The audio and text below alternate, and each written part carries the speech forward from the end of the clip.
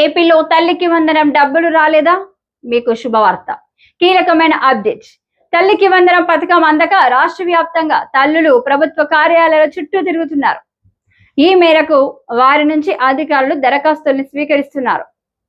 కొందరు విద్యార్థులకు అర్హుల జాబితాలో పేరు ఉన్నా డబ్బులు రాలేదు.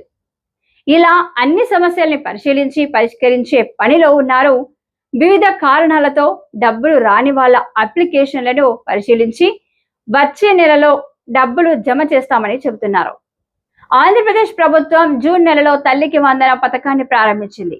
ఒక్కో విద్యార్థి అకౌంట్ లో 13,000 చొప్పున జమ చేసిన సంగతి తెలిసిందే.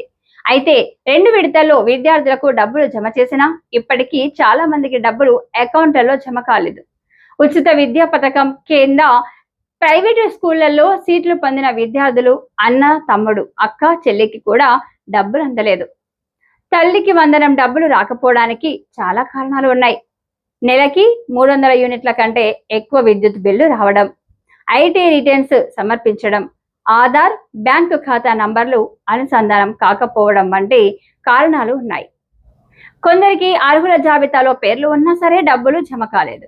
దీంతో విద్యార్థుల తల్లిదండ్రులు విద్యాశాఖ కార్యాలయంతో పాటు కలెక్టరేట్ చుట్టూ తిరుగుతున్నారు. అర్హులైన విద్యార్థులకు విద్యుత్ మీటర్ల సమస్య కారణంగా డబ్బులు జమ కాలేదని చెబుతున్నారు. ఒకే మీటర్ ఉండడం వల్ల 300 యూనిట్ల కంటే ఎక్కువ విద్యుత్ వినియోగం అవుతుంది. దీనివల్ల తల్లుల ఖాతాల్లో డబ్బులు జమ కాలేదు. అర్హులైన విద్యార్థులకు డబ్బులు ఎందుకు జమ కాలేదని అధికారులు పరిశీలించారు.